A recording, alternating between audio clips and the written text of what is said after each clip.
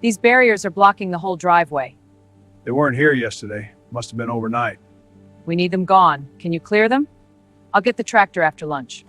On a cold November morning in Harlan County, Kentucky, when the frost still clung to the grass and the red clay on the county road gleamed wet from overnight rain, Clyde Hensley walked out of his barn to find 3 massive concrete Jersey barriers blocking his driveway, placed there by order of the Ridgecrest, Meadows HOA President Linda Stackhouse, who believed that a 74-year-old farmer's property was really a community road, and what happened next would cost her association $400 a month in rent that they never wanted to pay. The morning had started the way it always did for Clyde.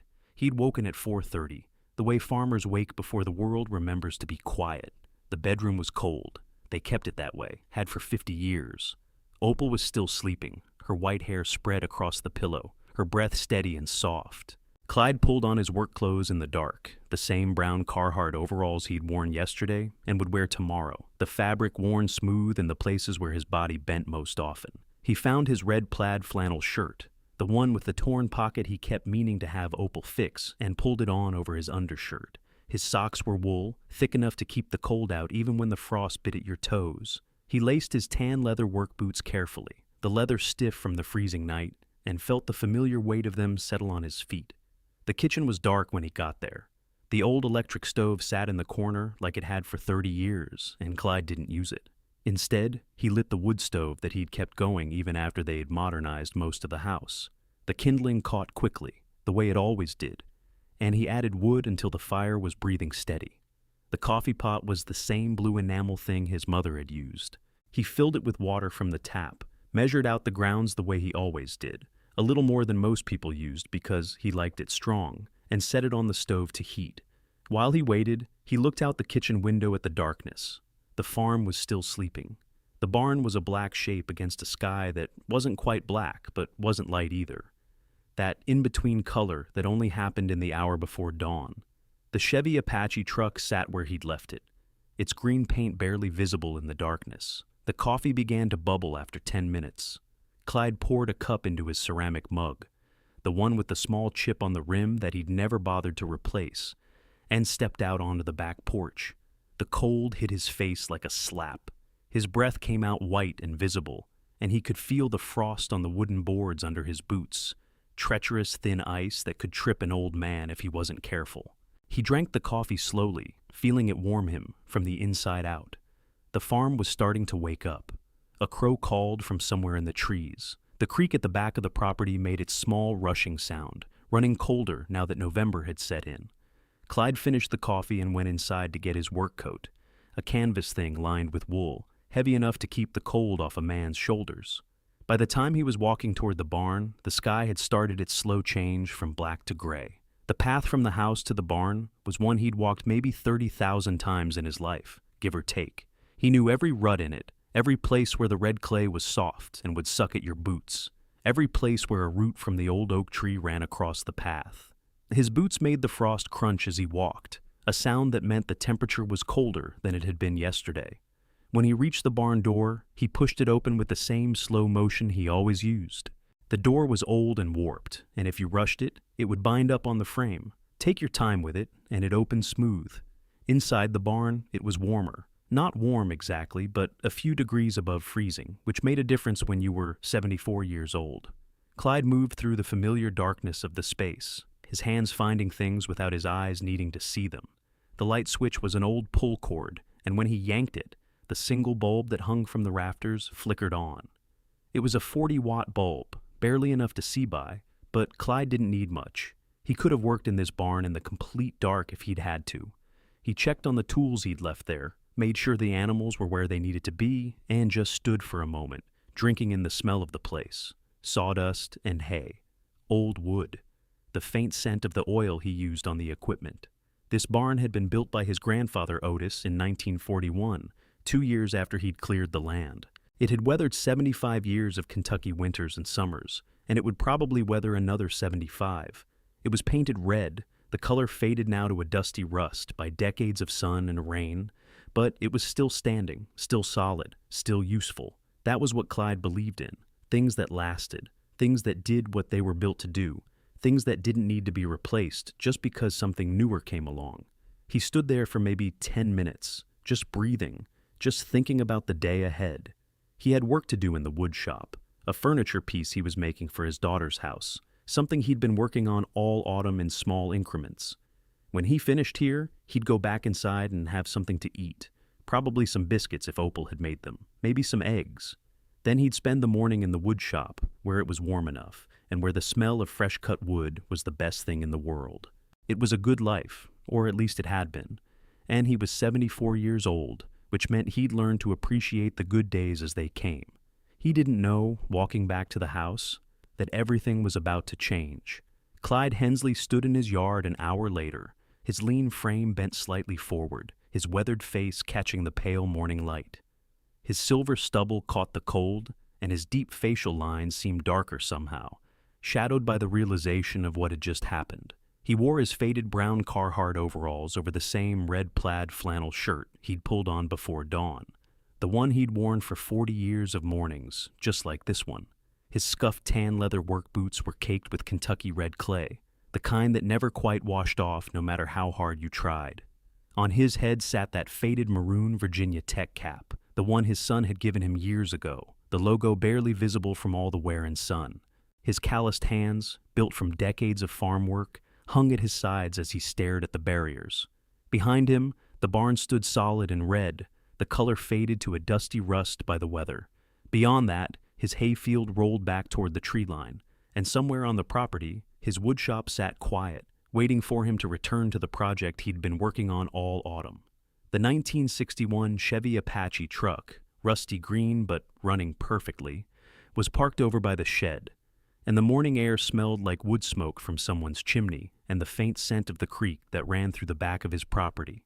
Inside the house, Opal was at the kitchen table, doing what she'd been doing every morning for 47 years. She had her flour spread out, her mixing bowl in front of her, her old measuring cups lined up just so. She was making biscuits, the way her mother had taught her, and the way her mother's mother had taught her mother. The recipe wasn't written down anywhere. It lived in her hands, in the muscle memory of decades of repetition. She worked the dough with her fingers, feeling when it was right, not because she was reading instructions, but because her body knew the feel of it. But her mind was somewhere else this morning.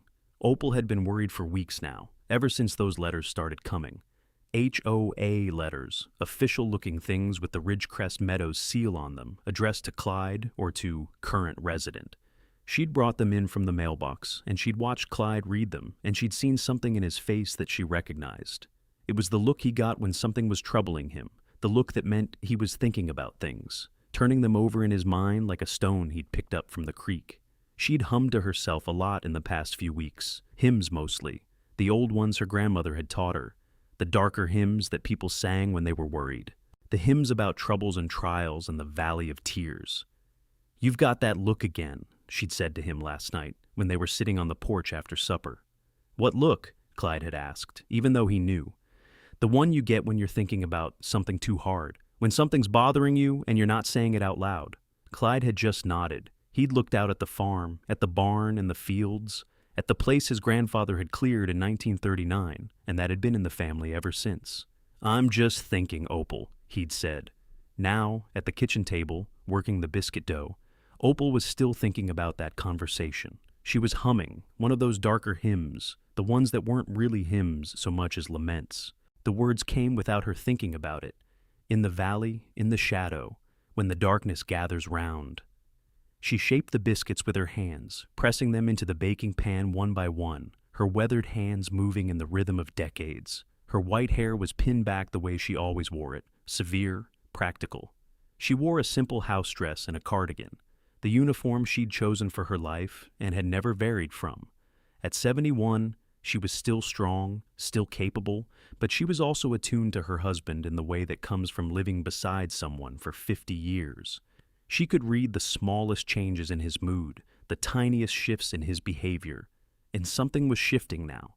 She was just putting the biscuits in the oven when she heard the front door open and close. Clyde came in, and she could tell from the way he moved that something had happened.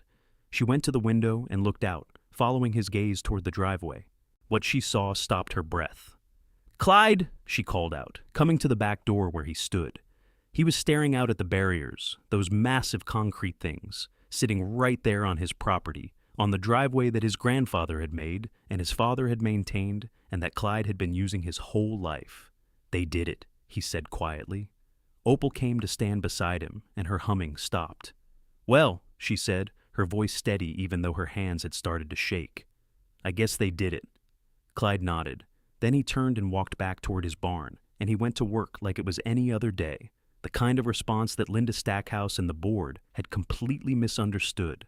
Tell us in the comments where you're watching from today, because this story is proof that you should never underestimate a quiet man on his own land.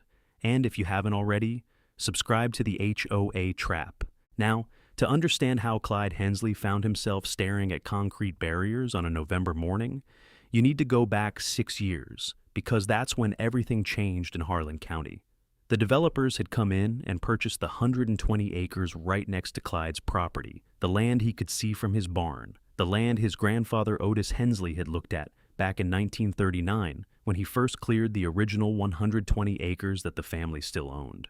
For generations, the Hensley land had been just that, Hensley land, a working farm, a place where cattle had grazed and hay had grown, and a man could walk from his house to his barn without running into anybody else's business. But in 2018, the developers brought their equipment and their plans, and they started building something they called Ridgecrest Meadows. 52 homes went up on that adjacent land. 52 houses, all of them with little HOA rules and covenants and a requirement to belong to something called the Ridgecrest Meadows Homeowners Association. The subdivision was designed to look nice from the outside, the kind of place where people who'd made money somewhere else came to retire or raise their families. But there was one problem with the design, or maybe it was more like one oversight. The developers had built Ridgecrest Meadows in such a way that there was only one legal way in and one legal way out. And that way was the private gravel driveway that had belonged to Clyde Hensley's family since 1939. The developer, a man named Garrett Hutchins from Knoxville, had approached Clyde's father, William Hensley, and they'd worked out a deal. William had agreed to let the subdivision use his driveway as the main access road, and Garrett had promised in return to keep things simple and not cause any trouble. They'd shaken hands on it, the way men in Harlan County sometimes still did business. No lawyers, no paperwork, just a word given and a word accepted. But that handshake had happened before Clyde's father passed, and the deal had never been written down. Clyde had accepted the arrangement without complaint. He was a quiet man, not the type to make a fuss. He used his driveway to get to the county road and to town when he needed supplies or to see his grandchildren. The Ridgecrest Meadows residents used the same driveway to access their homes. For 6 years, it had worked fine. Clyde's property looked like it always had, a working farm with a barn and a hay field and a wood shop where he spent his time making furniture and fixing things. There were hay bales stacked in the summer field. The 1961 Chevy Apache sat in his yard, the paint faded and the body showing rust, but the engine ran smooth, as it had for 60 years.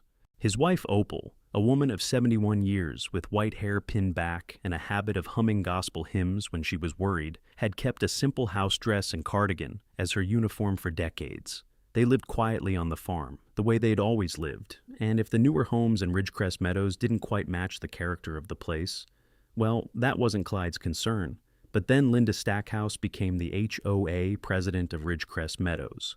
A month before the barriers went up, Clyde had stopped by Sizemore's Feed and Supply on a Saturday afternoon. It was one of those places that hadn't changed much in 40 years, a long, low building with green metal siding and a gravel parking lot. Inside, the smell was always the same, hay and grain and old wood and the faint scent of animals and the earth. Virgil Sizemore, who'd owned the place for 30 years, and before that had worked there for another 20, was behind the counter when Clyde walked in. "How are you doing?" Virgil asked. He was a man in his early 70s himself, with the weathered face of someone who'd spent his whole life around the outdoors, even if the outdoors was mostly confined to the feed co-op. He and Clyde had known each other since they were teenagers, which meant they had that special kind of friendship that comes from having grown old in the same place. "All right," Clyde said, picking up a bag of horse feed. "Need this for the back field?" Virgil totaled it up, his hands moving across the old cash register with automatic precision. "Here you've been getting some mail from the HOA," Virgil said, casual-like. Clyde glanced up.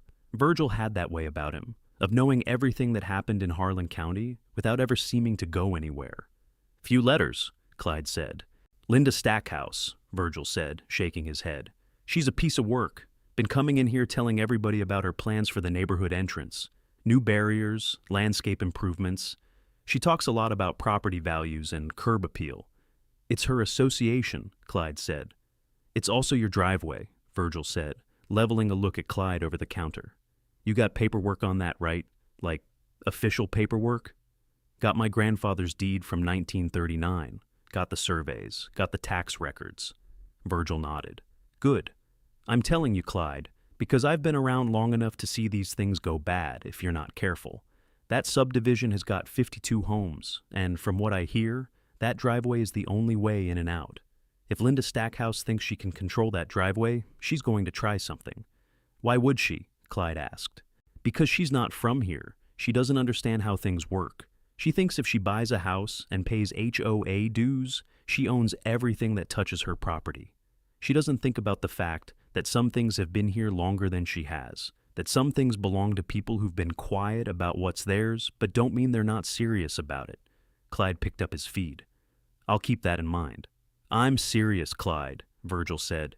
"If she tries something, you come see me. I know a lawyer, Catherine Voss. She's sharp. She handles property disputes. She's the kind of lawyer who understands that not every fight is won in court."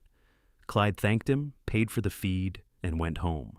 He thought about what Virgil had said. He thought about Linda Stackhouse and her clipboard and her beige heels clicking on the gravel.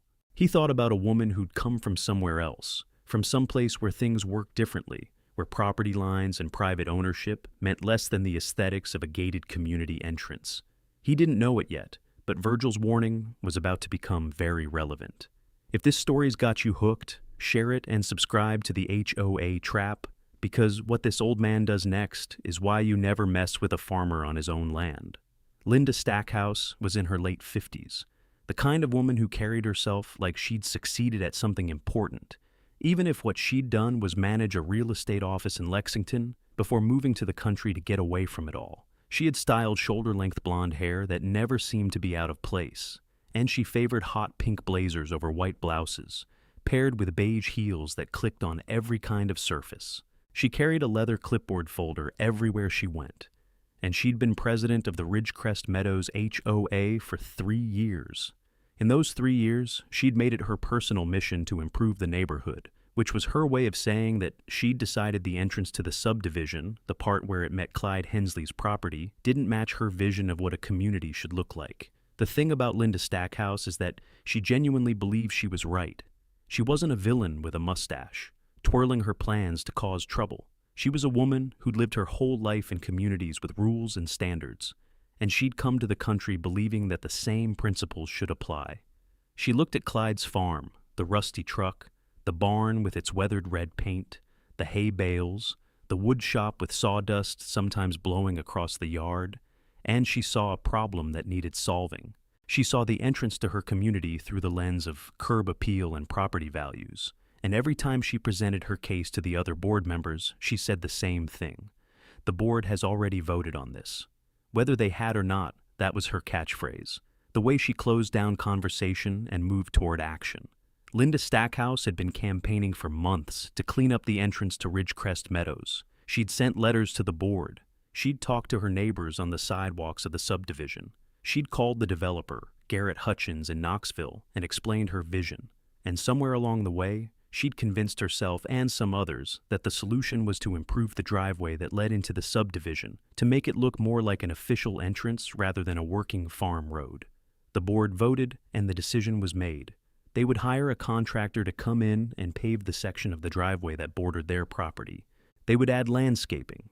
They would place professional barriers at the entrance to make it clear that this was the entrance to Ridgecrest Meadows, not just some farm road anybody could drive on. It was this last part that was meant to send a message to Clyde. The barriers, the visible markers of boundary and control, were Linda Stackhouse's way of telling him that his property, or at least the part of it she'd decided was relevant to her community, was now under the control of something bigger than just one old farmer. The board hired a contractor, and one evening in late October, after the leaves had mostly fallen and the cold was settling into Harlan County proper, the contractor came with his equipment and placed 3 massive concrete Jersey barriers across Clyde's driveway right at the point where it met the subdivision road. They were the kind of barriers you see outside government buildings and at the entrances to military bases, serious and immovable, designed to make a statement about boundaries and control. The contractor poured some fresh asphalt around them to make them permanent, and when he was done, there was no way around them unless you drove off Clyde Hensley's property and onto someone else's land. When Clyde walked out that November morning and saw what had been done, he didn't yell. He didn't call anyone. He didn't immediately march over to Linda Stackhouse's house and demand an explanation. He just stood there for a while, his weathered face giving away nothing, his calloused hands still at his sides. Opal came out of the house after a few minutes, humming softly, one of those gospel hymns she always hummed when she was nervous. She took in the sight of the barriers, and her humming stopped. "Well," she said quietly, "I guess they did it." Clyde nodded. Then he turned and walked back toward his barn, and he went to work like it was any other day, the kind of response that Linda Stackhouse and the board had completely misunderstood. Because here's the thing about the Hensley property. It had a back way out. Clyde's father, William, had always kept a gate at the back of the property that led out to another county road, the old way that farmers used to use before the driveway had been built up. The back gate had fallen into disrepair over the years, but it was still there, and it still worked. When the barriers went up, Clyde could still get his truck out, could still get to town, could still conduct his business. He just had to go the long way, through the back field, past the fence line, and out to the county road that ran along the eastern edge of his property. It took an extra 10 minutes, but he didn't mind. Clyde Hensley was 74 years old, and he had never been in a hurry. He had time to spare. That evening, Clyde sat on the porch swing after supper, and the November cold was settling in, hard now. The sun had dropped below the hills, and the sky was a dark blue-gray that would be black in another 30 minutes. His daughter had called that afternoon. She'd heard about the barriers somehow, the way news traveled through small towns, and she'd asked if he was going to do something about it. "What kind of something?" Clyde had asked. "I don't know," she'd said. "Sue them? Call someone?" Clyde had said he'd think about it and hung up. Now, sitting on the swing, he was thinking about his father, William. William had died 15 years ago, at the age of 81, and for the first few years after, Clyde had felt like he was still here somehow, still working the farm alongside him, still making decisions with Clyde the way they'd always done. William would have known what to do. William had been a man who understood land and law and the way that property rights worked in Kentucky. He would have written something down with the developer, something official, something that would have prevented this whole situation from happening. But William was gone, and Clyde was here, and he was tired. He was 74 years old, and sometimes it felt like the whole world had changed while he wasn't paying attention, like the rules had all shifted, and he'd somehow missed the moment when everything became complicated. He thought about his grandfather, Otis Hensley, who had cleared this land in 1939 with his own hands, who had built the barn and the wood shop and established the line that defined what was Hensley and what was not. Would Otis have stood for this? Would Otis have let someone block his driveway? Probably not. But Otis had lived in a different time, when a man's word was his bond and a handshake meant something, when you could stand on your property and say, "This is mine," and people believed you. That time was gone now. Now you needed paperwork. You needed lawyers. You needed to understand how systems worked and how to make them work for you. The porch swing creaked as he pushed off the ground with his boot. The creak at the back of the property made its small rushing sound. Somewhere in the distance, a dog barked. The night was settling and dark and cold, the kind of night that made you think about the years passing, about the time you had left and what you wanted to do with it. Was fighting worth it? Was standing up to Linda Stackhouse and her clipboard worth the energy and the money and the stress? Or should he just let it go, accept that the world was changing, that his farm was surrounded by a subdivision now, and barriers were a small price to pay for keeping the peace? What Clyde understood, but what Linda Stackhouse and the HOA board hadn't bothered to verify, was that the driveway that now had barriers across it was his private property. It had been in his family since 1939, when his grandfather Otis had first cleared the land. The original deed, filed in the Harlan County courthouse, showed the driveway as part of the Hensley estate. The deed had been recorded properly, witnessed, and preserved through generations. Clyde had a copy of it in a filing cabinet in his house, the same way he had receipts for taxes paid and property maintenance done. He knew his land like he knew his own body. Every inch of it, from the barn to the back field to the wood shop, belonged to him. The driveway was not a community road. It was not a public easement. It was his property, and he had the paperwork to prove it. If you're watching the HOA Trap right now, hit that like button. It's free, takes 1 second, and it helps this story reach more folks who know what it's like to deal with HOA nightmares. Now, back to the story. The problem was that the developer, Garrett Hutchins, had built an entire subdivision with only one legal access point, and he'd done it without ever officially recording an easement on Clyde's property. The handshake between William Hensley and Garrett Hutchins had been good enough for 6 years, but it had left a gap in the legal record. There was no easement filed at the Harlan County courthouse. There was no official right-of-way granted to Ridgecrest Meadows. There was just a driveway on Clyde Hensley's land that 52 families had been using as their only way in and out of their homes. And now there were concrete barriers blocking it. For 2 days, everything seemed normal at Ridgecrest Meadows. The residents were probably pleased with the improvements. The barriers looked professional. The entrance looked more established, more like a real community. Linda Stackhouse probably felt like she'd accomplished something. But on the 3rd day, something started to go wrong. People wanted to leave their homes to go to work, to go to the store, to go anywhere else. And they couldn't, not without driving over the barriers, which they were afraid to do, or finding another way, which didn't exist. The road into Ridgecrest Meadows was completely blocked. By that evening, the phone was ringing at the HOA office. Residents were calling, confused and angry. Why can't we leave? Who authorized this? How are we supposed to get out? Linda Stackhouse, clicking along in her beige heels, finally realized what had happened. The driveway that she'd been so determined to improve, that she'd placed barriers on to mark as the entrance to her community, was actually the only way that anyone could access Ridgecrest Meadows. By blocking it, she hadn't punished Clyde Hensley. She'd imprisoned her own residents. The story probably would have ended differently if someone on the board had thought to ask about the legal status of the driveway before placing the barriers. But no one had. The developer, Garrett Hutchins, had moved on to other projects in other counties years ago. The residents had simply assumed that their subdivision had been built with all the proper legal permissions. Linda Stackhouse, for all her clipboard carrying and her catchphrases, had never bothered to verify that the access road was actually hers to improve and control. She'd acted on what seemed obvious to her, that if the road led to her community, then it belonged to her community.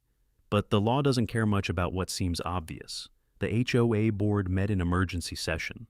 They discussed calling a lawyer. They discussed contacting the developer. They discussed what they would do if the barriers couldn't be moved. And somewhere in that discussion, someone mentioned that maybe they should actually find out who owned the driveway. Maybe, they suggested, they should ask Clyde Hensley directly. So Linda Stackhouse, still wearing her professional expression and her beige heels, walked over to Clyde's property and knocked on his door. Opal answered. She was in the middle of mixing bread dough again, her hands dusted with flour, and when she saw Linda standing there in her hot pink blazer, she knew immediately what this was about. She called Clyde from the workshop, and when he came in, there was sawdust on his sleeves and his hands, and his face was calm, like it always was. "Come on in," Clyde said, not hostile, just matter of fact, and he led Linda to the kitchen table. Opal stayed in the doorway, watching, her fingers working at the hem of her apron. She watched as Linda explained that the HOA wanted to know about the access situation, about the barriers, and about what exactly Clyde's legal position was regarding the driveway. She watched as her husband sat quiet for a long moment, his weathered hands folded on the table. And then she watched as he got up and went into the back room. He came back with a folder full of documents, old documents, yellowed with age, their edges creased from being handled carefully, preserved in the filing cabinet the way important things should be preserved. Clyde showed Linda Stackhouse his grandfather's original deed from 1939, the handwritten text still clear and official, the county seal visible even after all these years. He showed her the property line survey done in 1972, precise and professional, with measurements and angles and the signatures of licensed surveyors. He showed her every receipt for every tax payment made on that land, property taxes that had been paid consistently for nearly a century, documented and organized in a file marked Property Tax 1939 to present. And he showed her the filing at the county courthouse from 2000, when William Hensley had registered the property under his name, further confirming the Hensley family's ownership. He didn't raise his voice. He didn't say, "I told you so," though he probably would have been justified in doing so. He just laid out the facts, the way a farmer lays out tools before fixing a fence. When Linda asked what he was going to do about the barriers, Clyde said simply, "Well, I'm not going to do anything. Y'all put them there. Y'all can deal with them." Opal, still watching from the doorway, saw the moment when Linda understood. It wasn't a big moment, no drama or shock. It was just Linda's face falling, just the recognition that she'd made a serious mistake and that it was too big to fix by just saying sorry or taking the barriers down herself. She stood up, and Clyde did too, polite the way he always was, and he walked her to the door. When Linda left, Opal came to stand beside her husband. "What's going to happen?" she asked. "Don't know yet," Clyde said, "but it'll be all right. We've got time." By the next morning, Linda Stackhouse had called the county sheriff's office. Deputy Sheriff Ray Combs, a broad-shouldered man in his early 50s with a county deputy uniform and a gold badge, drove out to the property. Ray had been born and raised in Harlan County, and he'd known Clyde Hensley from church for a long time. Ray sat down at that same kitchen table where Clyde had shown Linda the deed, and he asked to see the documents. Clyde got them again, and Ray looked through them carefully, reading each one, checking the dates, examining the seal on the deed. Ray had coffee that Opal made, hot and strong, and he listened as Clyde explained the situation calmly, without anger, just the facts. When Ray left the house, he drove directly to the county courthouse and pulled the official records himself. He confirmed what Clyde had said. The driveway was clearly Hensley property, and there was no recorded easement for the subdivision. He spent an hour reading through the property records, making sure there was no legal claim he'd missed, no easement that had been recorded in some unusual way. There was nothing. "Well," Ray said to Linda when she called him back, his voice flat and official, "this is his property. You put barriers on his property without his permission. That's not something we can help you with, at least not in the way you're hoping. What you did here is trespassing, and frankly, the law is pretty clear about it." "So, what do we do?" Linda asked, and Ray could hear the desperation in her voice. "You negotiate with him," Ray said. "You ask him nicely if he'll let you use his driveway, and you do it soon because right now you've got 52 families who can't leave their homes." The HOA board had a problem now, and it was bigger than any of them had anticipated. They couldn't use the driveway without Clyde's permission, but they couldn't access their homes without using the driveway. They could remove the barriers themselves, but that would be admitting that they'd made a mistake, something that Linda Stackhouse seemed constitutionally incapable of doing. They could hire a lawyer and try to establish some kind of legal claim to the driveway, but the law seemed very clear about the ownership. Or they could do the thing that they should have done in the first place. They could negotiate with Clyde Hensley. But this is where the story takes a turn that most people don't expect, because Clyde Hensley, for all his quiet nature and all his apparent indifference to the conflict, was not about to let the opportunity pass. He understood something that Linda Stackhouse and the board had overlooked. They needed him more than he needed them. He could still get to his property through the back gate. He could still conduct his life. But they were stuck, and he held the only key to getting unstuck. So Clyde called his old friend Virgil Sizemore, the man who'd warned him just weeks earlier about Linda Stackhouse's plans. Virgil knew a lawyer, a sharp woman named Catherine Voss, who handled property disputes. And Clyde called Catherine and asked her to draft an easement agreement. Not a handshake agreement, but a real one, recorded and formal, with specific terms and specific compensation. If the HOA Trap has become part of your week, consider joining the channel membership. Just a couple bucks a month keeps these stories coming. Links below. Now, back to the story. Catherine Voss drew up the document, and it was a thing of beauty in its simplicity and its finality.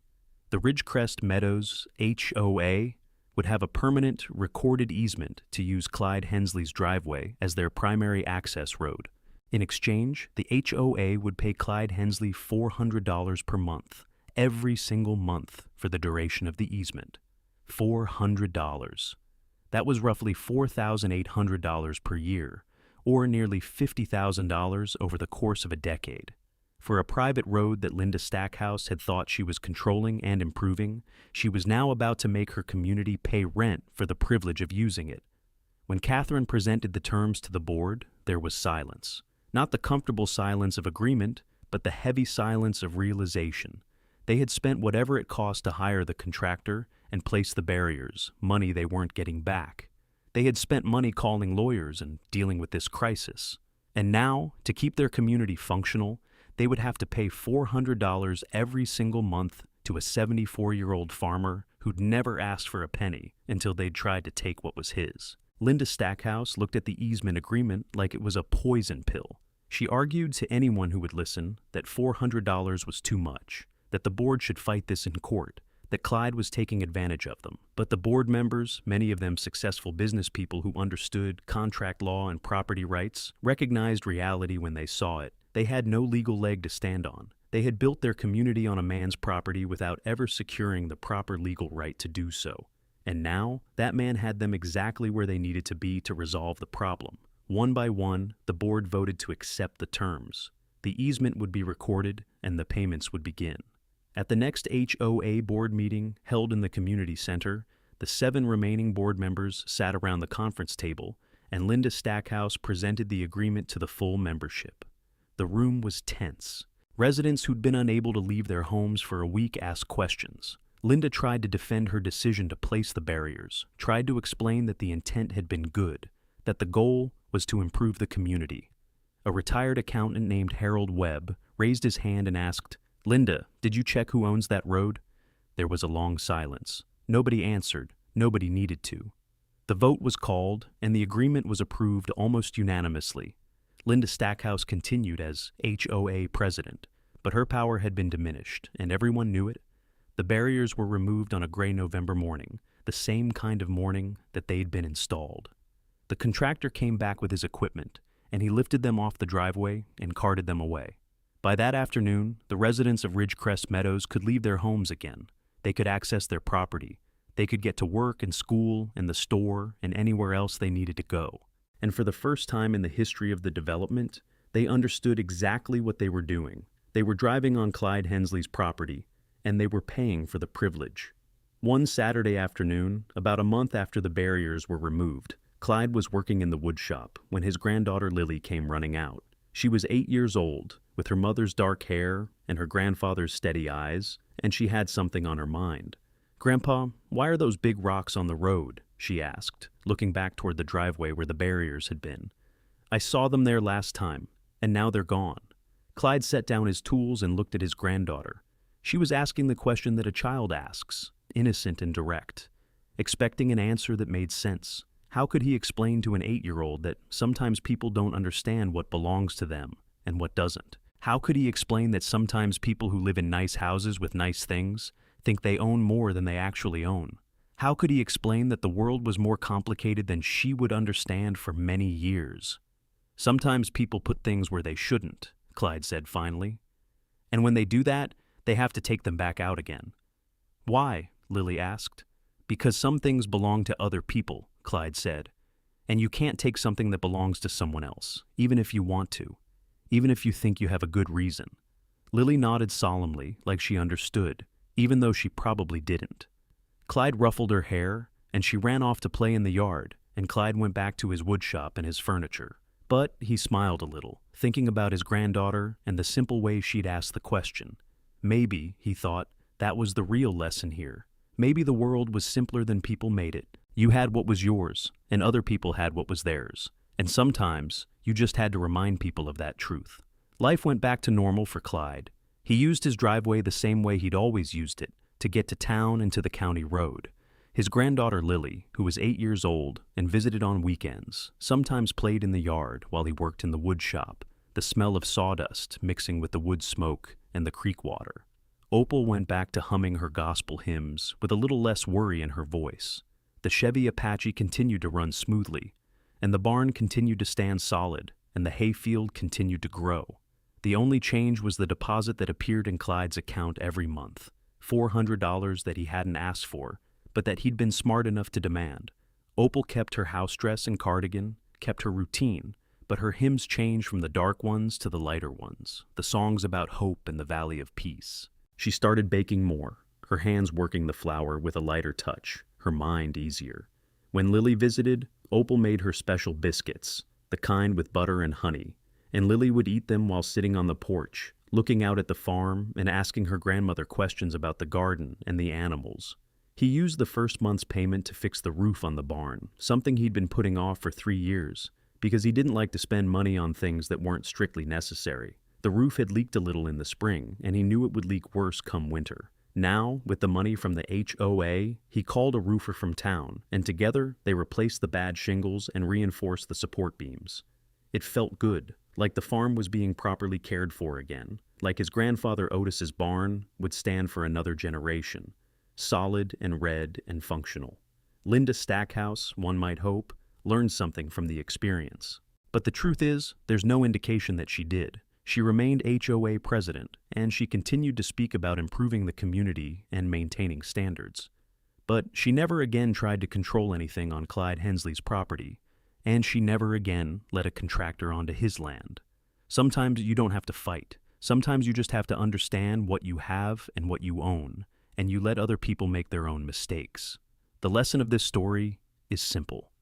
The kind of lesson that most rural people understand in their bones. You never build something that depends entirely on someone else's land without making absolutely certain that you have the legal right to do so. The developer should have recorded the easement. The HOA should have verified the property ownership before placing barriers. Linda Stackhouse should have asked questions before she started trying to improve something that didn't belong to her. But they didn't, and a quiet 74-year-old farmer with a copy of his grandfather's deed and a back gate to his property ended up collecting $400 a month from an HOA that had tried to squeeze him out. Sometimes country wisdom beats a clipboard. Sometimes knowing your land matters more than believing you're right. And sometimes the most powerful thing you can do is absolutely nothing. Clyde Hensley didn't have to storm over to the HOA board meeting and demand his rights. He didn't have to call a lawyer immediately. He didn't have to make threats or organize his neighbors or fight in court. He just had to understand what he had, be patient, and let the other side figure out the problem they had created for themselves. By the time they came to negotiate, they were desperate, and he had all the leverage. In Harlan County, they still talk about the time the HOA tried to block a farmer's driveway and ended up paying him rent for it. It's the kind of story that gets told at the feed co-op and at church and over coffee on cold mornings.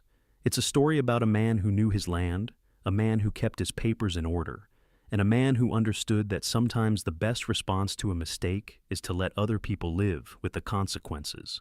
It's a story that reminds you that old doesn't mean powerless, and quiet doesn't mean weak. And it's a story that proves that sometimes all you need is the law on your side and the patience to wait for the other person to realize they've made a terrible mistake.